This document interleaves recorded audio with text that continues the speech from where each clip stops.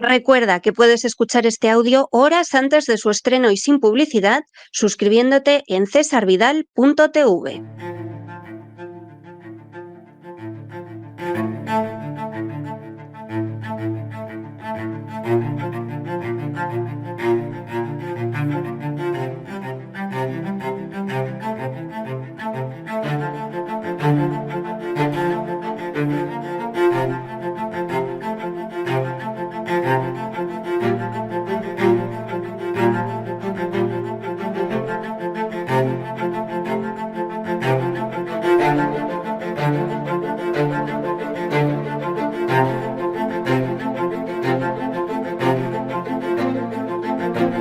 Así fue España, con César Vidal y Lorenzo Ramírez.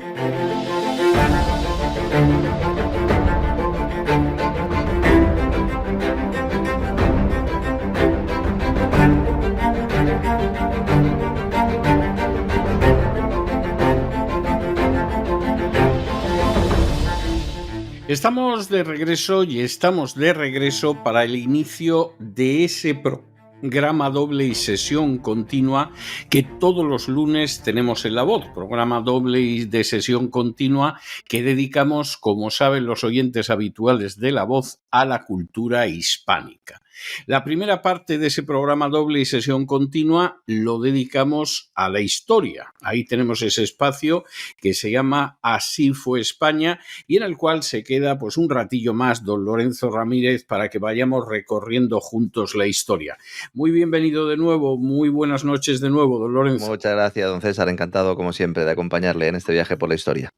Y luego ya saben ustedes que la segunda parte de ese programa doble y sesión continua lo dedicamos al mayor aporte que ha dejado España al acervo común de la humanidad, que no es otro que la lengua española. Entonces es cuando viene doña Sagrario Fernández Prieto y nos enseña cómo leer y cómo escribir de una manera más correcta el español. Pero bueno, de momento nos quedamos en la historia de España. Usted recordará, don Lorenzo, que estuvimos hablando de esa reforma militar que llevó a cabo Almanzor, que a fin de cuentas pues venía a ser la columna vertebral de su dictadura, porque claro, su dictadura mantenía por un lado toda la referencia a la religión vinculada a la figura del califa, que no era él, era el pobre Hisham ahí recluido, seguramente en una jaula de oro dentro de palacio, pero luego lo que era la columna vertebral, el verdadero sostén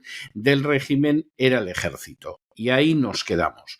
Hoy vamos a hablar de dos cuestiones que son importantes, porque además van a servir para desmentir algunos mitos que a veces circulan sobre lo que fue la llegada de los musulmanes a España.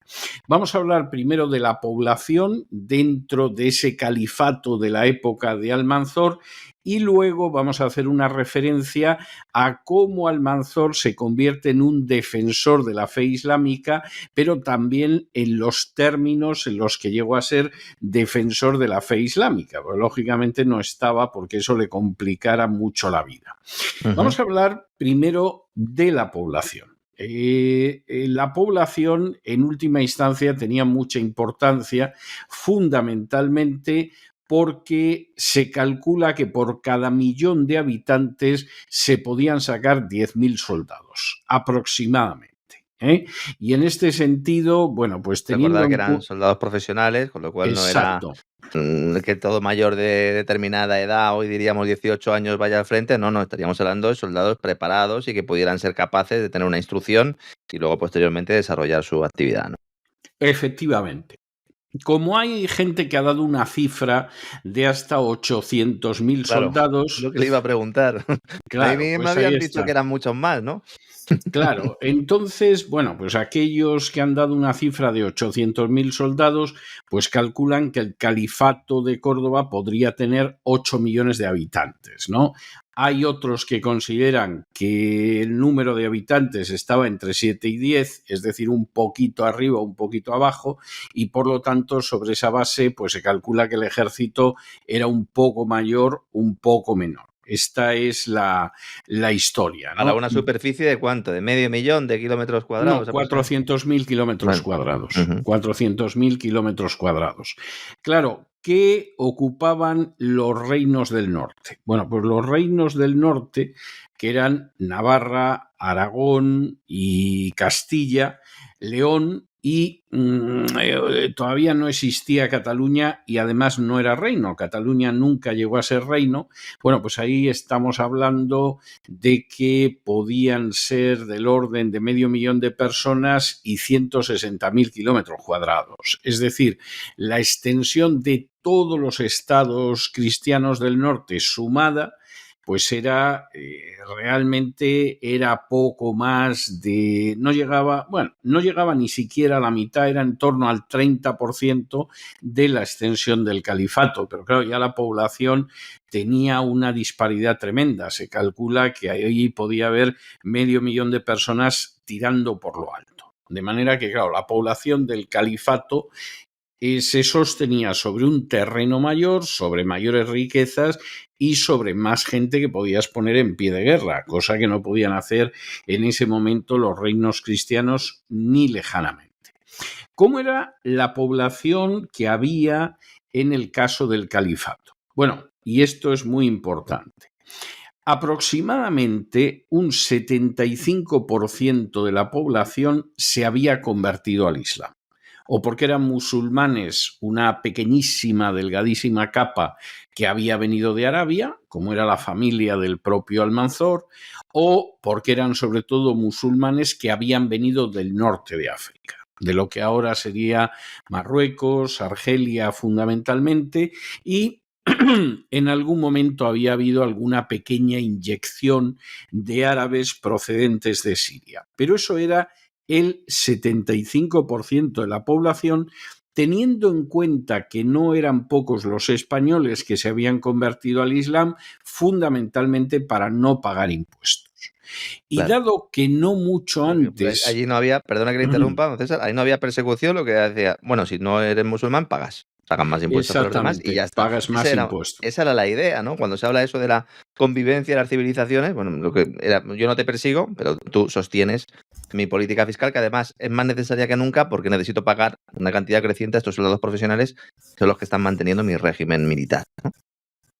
Efectivamente, se daba también otra circunstancia y es que, y esto facilitó seguramente mucho la conversión al Islam, es que tenemos que recordar, lo vimos cuando estudiamos el reino visigodo, que había habido muchos hispanos romanos, por llamarlos de esa manera, que habían sido arrianos, es decir, que creían que Jesús no era Dios y que además Jesús era un ser creado. Y entonces, bueno, la distancia entre eso y el Islam existía, pero no era tan grande, era mucho más fácil que darla en dirección a la Trinidad. Bueno, pues si se había dado en un momento determinado hacia la creencia en la Trinidad, ahora dar el paso hacia la creencia en Jesús como un profeta, como el Mesías, como el Verbo de Dios, etcétera, pero no como Dios, sino como un simple ser humano, pues era bastante más sencillo. De manera que la combinación de la teología que se parecía a la teología del abuelo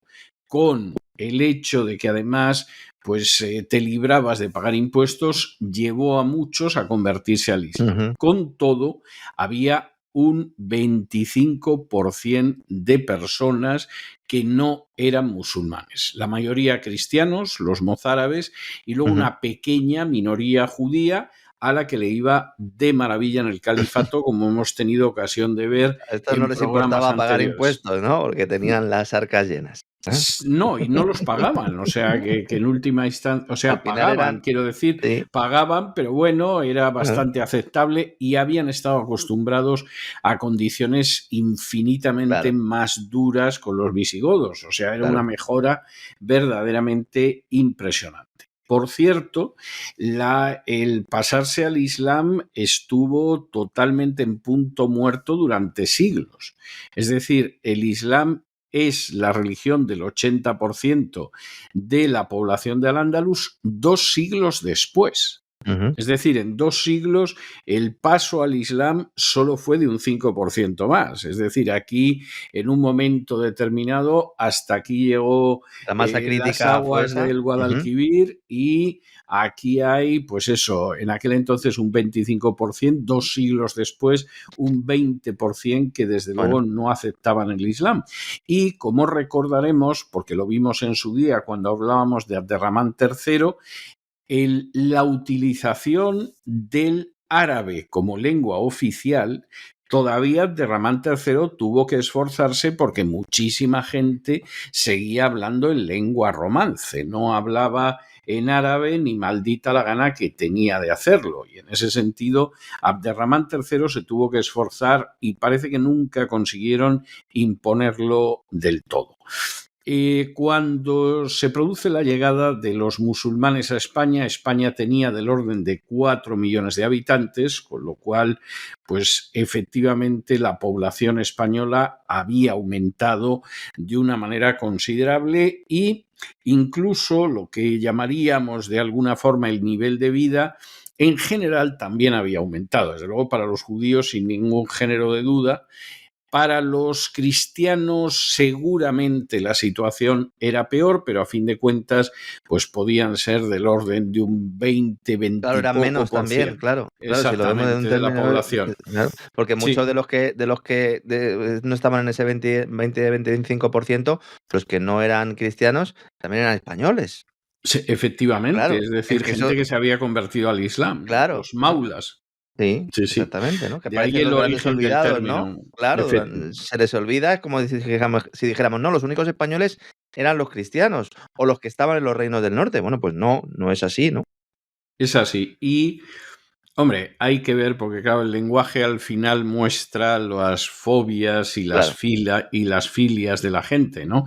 Entonces, claro, dentro del lenguaje español actual, no es una palabra que se use mucho, sí se usaba mucho todavía cuando yo era niño, que es maula en un sentido despectivo. ¿No? Este es un maula. Bueno, pues el maula era el español que había abrazado el Islam, pero el contenido de las palabras efectivamente varía. Yo recuerdo una época en que decías que alguien era un progre, oye, y era como un timbre de honor. Ahora utilizas la palabra progre en España y ya están pensando en lo peor, un sinvergüenza, un embustero, un parásito, etc. O sea, el contenido de las palabras varía con el paso del tiempo. Había algunas ciudades que tenían además una población para la época considerablemente grande. Córdoba era la ciudad más grande de toda Europa Occidental con enorme diferencia, vamos, a una enorme distancia de un París o de un Londres, porque tenía más de 100.000 habitantes, era una ciudad muy importante.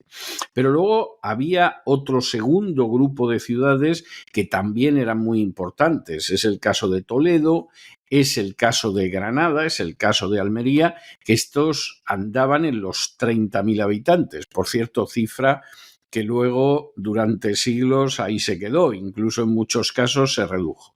Y luego había un tercer grupo de ciudades que estaban por detrás de estos dos grandes grupos, pero que tenían más de 15.000 habitantes. Estaban entre los 15 y los 30, que era el caso de Zaragoza, era el caso de Valencia y era el caso de Málaga. Claro, tú dices, bueno, pues una ciudad de 15.000 habitantes o incluso de 30.000 es un pueblo pequeño. Visto desde la perspectiva actual, es un pueblo pequeño.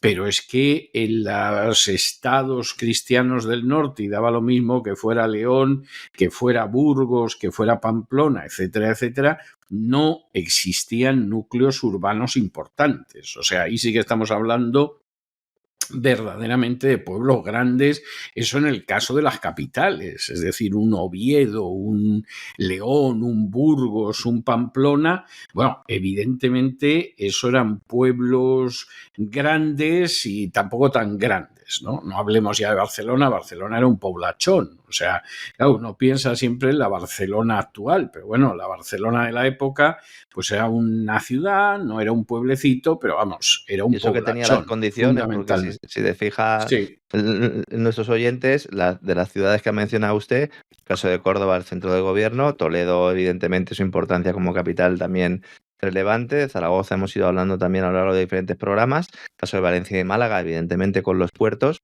Y el caso de Almería, también con acceso al mar. El propio Barcelona lo tenía todo para haber podido ser también una ciudad importante, ¿no? Bueno, acabaría siéndolo, pero desde luego de momento no podía rivalizar ni de lejos con las ciudades del Califato de Córdoba. En medio de toda esta situación en la que, como hemos visto, pues existe un poder religioso que es el del califa, pero poder que realmente no pinta absolutamente nada, donde en realidad lo que es la columna vertebral del Estado es el ejército y es una dictadura militar, y donde además pues existe una notable prosperidad, aunque venga en buena medida derivada del saqueo de las poblaciones del norte, Almanzor va a saber echar mano de la religión, en este caso del Islam, como un elemento de cohesión popular. Muy posiblemente, o sea, yo no creo que Almanzor fuera un cínico de estos que utilizan la religión porque te da votos o te da un soporte social, etcétera, etcétera. Yo creo que Almanzor creía realmente en el Islam, pero al mismo tiempo era un personaje que sabía utilizar el Islam para garantizarse un apoyo popular. Por ejemplo, en un momento determinado, Almanzor se copió a mano el Corán, que era algo que se consideraba especialmente piadoso, que tuvieras una edición del Corán que te la habías copiado tú a mano. Esto, dicho sea de paso, tiene su paralelo en el judaísmo, pues con gente que en un momento determinado se copia a mano la Torá, los 5 primeros libros de Moisés. O sea que los paralelos son claros. No se da en el Nuevo Testamento porque es sobre todo durante la Edad Media. Bueno, pues la Biblia no estaba precisamente bien considerada y estaba bastante perseguida en el lenguaje vernáculo, en el lenguaje de la gente. Las imágenes de las iglesias se denominaban la Biblia de piedra. Justo lo que no había que hacer según los mandamientos. Era justo lo que no había que hacer según los mandamientos. Claro. Y claro, cuando finalmente se produce el surgimiento y el avance de la Reforma Protestante en el siglo XVI, ya se había inventado la imprenta. Y entonces, claro, copiar el Nuevo Testamento a mano como obra piadosa no tenía ninguna razón de ser cuando lo podías comprar impreso. Yo he llegado a conocer, pero claro, es algo muy, muy excepcional. Yo he llegado a conocer, no ediciones, he llegado a conocer ejemplares de los evangelios, de las epístolas y del Nuevo Testamento escritos a mano. Y escritos a mano en los años 40 en España, cuando existía una persecución religiosa contra el protestantismo y, por ejemplo, no se podían importar Biblias de fuera, no se podían editar en España. Y como todavía no había tenido lugar en los años 60 el Concilio Vaticano II, no había traducciones católicas al español. Y entonces, bueno, pues esos piadosos evangélicos de los años 40 en España, de alguna Biblia que habían conseguido esconder durante la Guerra Civil, pues copiaban los evangelios, copiaban las cartas. He visto alguna copia escrita a mano del Nuevo Testamento, pero ya era una situación distinta. Si copiarlo en español ya es complicado, si lo tuvieras que copiar directamente en hebreo o en arameo, pues imagínate. Sí, o en griego, pues aparte de no enterarte de nada, ¿no? De lo que estás, hubiera sido tremendo. Bueno, pero él conocía el árabe, Almanzor, y el árabe... Pero esto fue un tema publicitario, porque es una curiosidad que yo siempre he tenido. Es decir, muy posiblemente. Lo usó, está claro, pero además se lo creía. Es decir, fue un intento de aunar poder religioso y poder político, ya que él tenía el político, pero no el religioso. Yo creo que sí se lo creía. Ahora bien, que lo utilizaba también. Claro. O sea, esa es la realidad. Y además no solo hizo eso, porque claro, esto de decir, pues aquí Al-Mansur se ha escrito el Corán de su puño y letra, qué piadoso, qué religioso Al-Mansur y tal, ¿no? Pero también adoptó otras medidas que no eran necesarias. Por ejemplo, amplió la mezquita de Córdoba. De hecho, la mezquita de Córdoba que conocemos en muy buena medida, aparte de todo lo que hizo Abderramán III, fue consecuencia de las ampliaciones de Almanzor, de la ampliación de Almanzor. Y nadie le obligaba a ampliar la mezquita de Córdoba. O sea, yo creo que eso lo hizo de una manera absolutamente convencido, porque era un musulmán realmente convencido. No solo eso, es que además Almanzor, como suele pasar con la gente que tiene una posición fanática dentro de la religión que tenga, y da lo mismo la que tenga, o sea, el que es fanático es un fanático y no sirve de darle más vueltas. Almanzor, por ejemplo, se ocupó muchísimo de expurgar las obras literarias.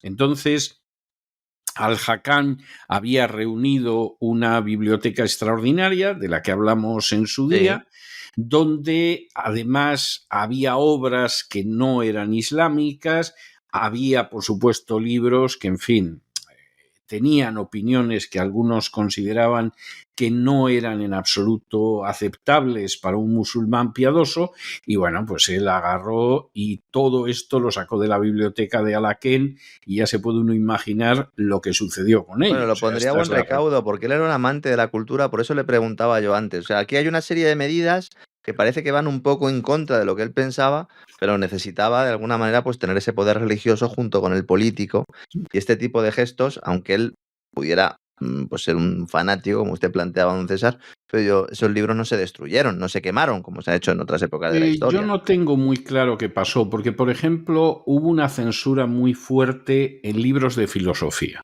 Ujú, Es decir, Almanzor temía mucho a la filosofía, porque al final la filosofía venía muy influida por los griegos, claro. que habían sido recuperados por los árabes. Ujú, Esa es la realidad. O sea, no es que los guardaran en los monasterios, que es lo que se cuenta. No, no. ujú. Desaparecieron.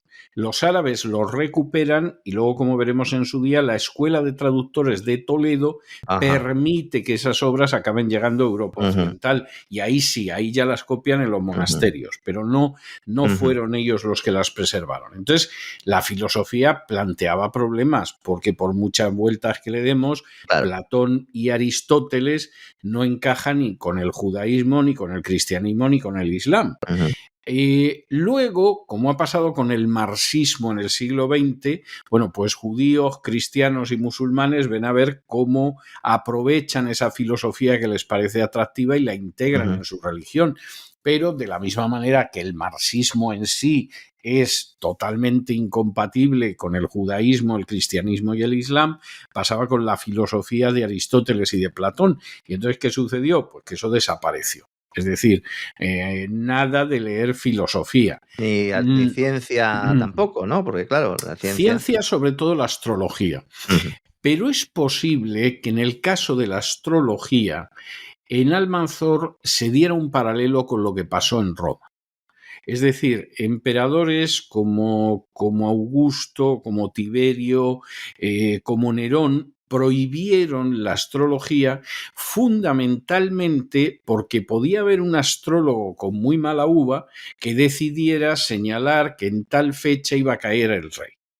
Y claro, ni Tiberio, ni Claudio, ni Nerón estaban por aceptar eso. De hecho, y en fin, esto es una nota aparte, pero que me parece interesante, en Apocalipsis, donde se habla de que va a venir dentro de muy poco una persecución de Nerón, el autor de Apocalipsis se guarda muy mucho de mencionar a Nerón, pero da su número, que cuando tú pasas ese número por gematría a la escritura, ujú.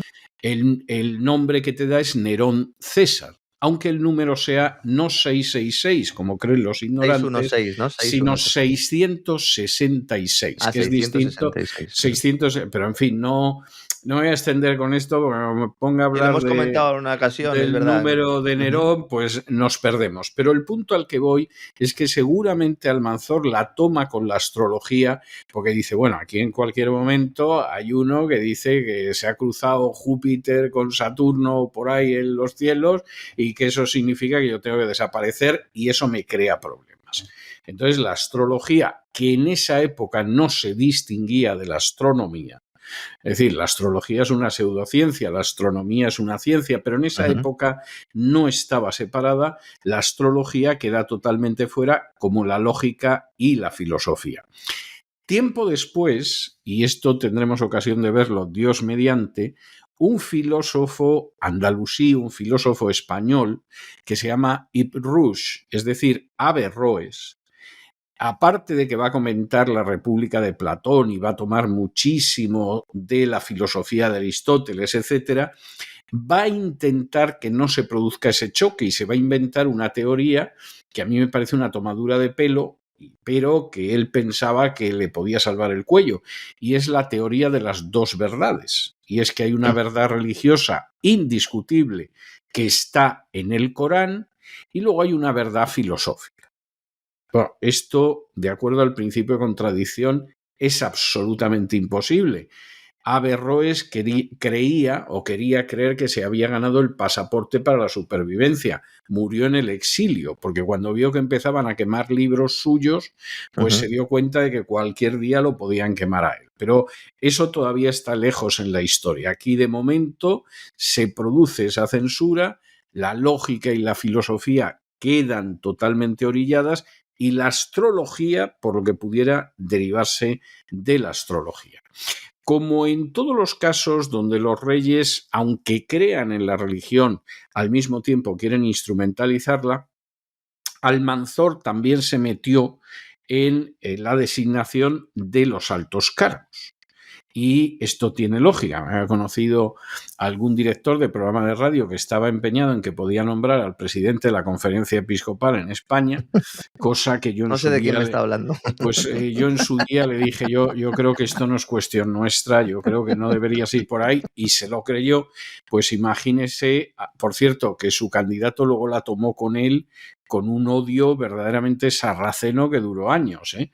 Pero en este caso, Almanzor, evidentemente que no tenía enfrente algo tan importante, pues le resultó muy fácil. Nombró como cadí principal, tras la muerte de un cadí que se llamaba Ibsar, con el que se había llevado a matar, porque Ibsar le tenía totalmente tomada la medida al Almanzor y no le dejaba moverse, pues ahí lo que sucede es que nombra como cadí principal a su tío. Y claro, estos como otros nombramientos, como aquel derecho de presentación que tenía Franco, que él presentaba a 3 candidatos a la sede episcopal y el Papa elegía uno de los 3. Pero claro, Franco siempre buscaba gente que le fuera adicta, aunque luego la mayoría lo traicionara, pero eso sí, después de que se murió. Pero en aquel entonces, evidentemente, buscaba gente adicta. El ejemplo posiblemente más sonado de gente adicta a Franco, que luego hizo todo lo contrario después de que Franco se muriera, no antes, pues fue el cardenal Tarancón, al que Franco consigue que le nombren obispo, etcétera, etcétera, y luego fue hacia donde se suponía que tenía que ir, eso sí, ya con Franco fuera de escena.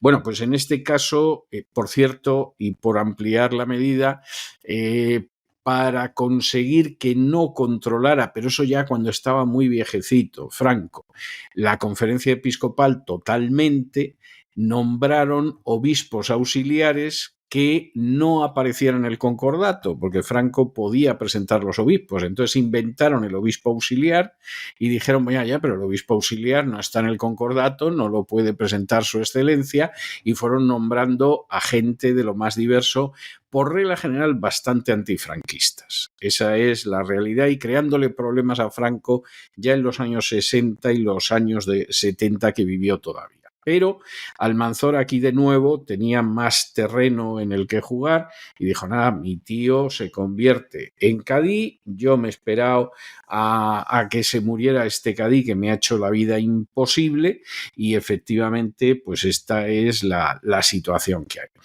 Posiblemente la mayor manifestación de fidelidad al Islam que llegaría a tener Almanzor sería la Guerra Santa, el yihad. Es Sería decir, lo que faltaba, ¿no? Sería un poco de la arrogación de ese poder religioso, llega a la censura, llega al control, Además, el poder político lo alías con el religioso y finalmente pues ya llega la guerra La santa. Guerra Santa, que además a él le venía muy bien. Es decir, primero porque el yihad, no todos los teólogos islámicos lo ven así, pero para la mayoría el yihad es otra de los deberes, es otro de los deberes, otro de los pilares de la religión islámica. Y claro, aquí Almanzor ya vio el cielo abierto porque efectivamente eso lo habían hecho otros califas, es decir, utilizar la guerra como un instrumento de legitimación política. Pero claro, en el caso de Almanzor, esto fue verdaderamente tremendo. Es decir, la manera en que Almanzor consiguió aprovechar las campañas militares, de las que empezaremos a hablar la semana que Y viene. por la que es conocido como la bestia, ¿no? La bestia Almanzor, Entre ¿no? otras cosas, sí. Bueno, había cristianos en el norte que estaban convencidos de que era el anticristo. Sí, Es sí, sí. decir, que de alguna manera ya entre esto y que estaba cerca el año 1000, era obvio que la venida de Claro, Cristo estaba a la claro. vuelta de la esquina. Bueno, pues más de 1000 años después ya sabe usted dónde estamos. O sea que esto debería ser una llamada a la prudencia. Pero la verdad es que en términos propagandísticos tuvo un valor tremendo. En términos económicos, como lo vamos a ver, también. En términos de frontera, no tanto. Es decir, ya veremos que a la muerte de Almanzor, pues prácticamente los límites del califato prácticamente son los mismos que cuando Almanzor se hace con el poder. Pero en términos económicos, en términos de legitimación religiosa, en términos de fortalecer las manos que sujetaban el poder, la verdad es que esas campañas a Almanzor le vinieron absolutamente de perlas. Esa es la realidad. Pero eso, mi muy apreciado don Lorenzo, Muy bien. empezando por las campañas del Magreb y continuando por las campañas que tuvieron lugar contra los estados cristianos, de eso ya nos ocuparemos la semana que viene, Dios mediante. Aquí estaré con usted, don César, acompañándole como siempre y encantado compartir Sí. este ratito, aprendiendo también, porque ya saben todos nuestros amigos que yo soy el primero que aprende. Habrá que venir armado el próximo día, por lo menos con un escudo. A partir del próximo día, por lo menos con un casco, sí, un casco y un escudo, por si cae cualquier cosa, que todo puede ser en este programa. Un abrazo muy fuerte, don Lorenzo. Hasta mañana, Dios mediante. Un fuerte abrazo, don César. Hasta mañana.